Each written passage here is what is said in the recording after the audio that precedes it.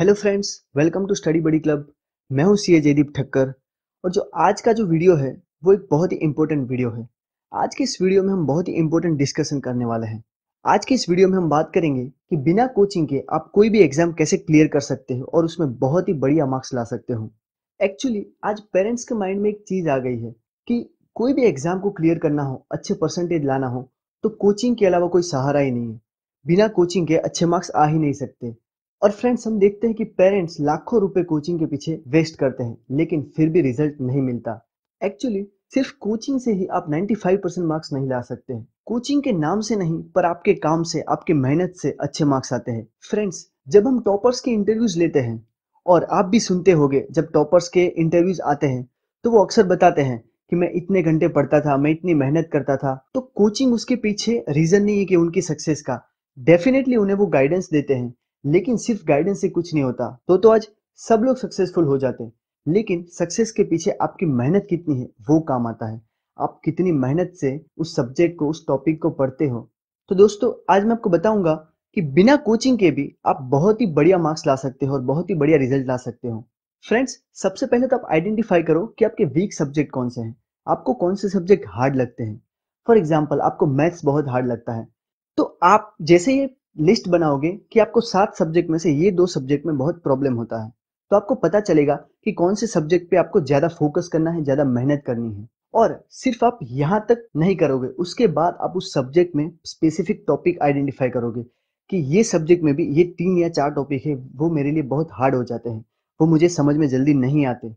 तो उससे क्या होगा, एक आपका बर्डन रिलीज हो जाएगा, आपको एक माइंड में क्लैरिटी आ जाएगी कि सिर्फ ये सब्जेक्ट और इसमें इतने टॉपिक ही मुझे नहीं आते, बाकी सब तो आता है। फ्रेंड्स, एक्चुअली पढ़ाई में प्रॉब्लम ये होता है कि हम ऐसा समझते हैं कि मुझे पूरा सब्जेक्ट नहीं आता, लेकिन ऐसा नहीं होता। कोई एक टॉपिक होता है, वही हमें नहीं पता चलता और उसके बेस पे हम बोल देते हैं कि मुझे ये सब्जेक्ट नहीं आता।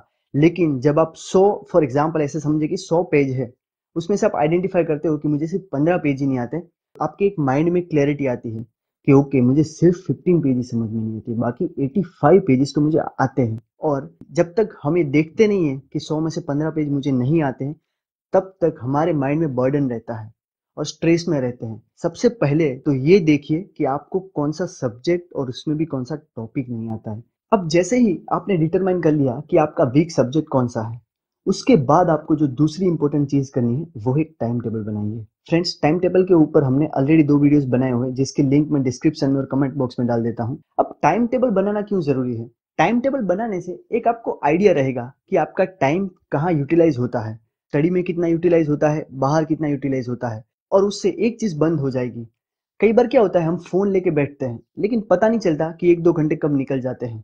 अगर आपके पास एक परफेक्ट टाइम टेबल है, तो उससे जो आपका टाइम वेस्ट होता है 1 या 2 घंटे मोबाइल के पीछे, या फिर कहीं खेलने जाते हो तो वापस ही नहीं आते, तो ये जो सारा टाइम है वो कम हो जाएगा और आप उतना टाइम अपनी स्टडी में इन्वेस्ट कर पाओगे।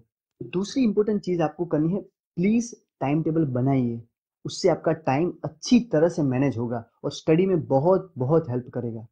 और तीसरा और मोस्ट इम्पोर्टेंट, डेली रिवीजन। आपको जो भी स्कूल में पढ़ाया जाता है वो डेली आके रिवीजन कीजिए। और मैं हमेशा बताता हूँ, रिवीजन जो आज पढ़ाया वही सिर्फ नहीं करना है, क्यूम्युलेटिव रिवीजन करना है।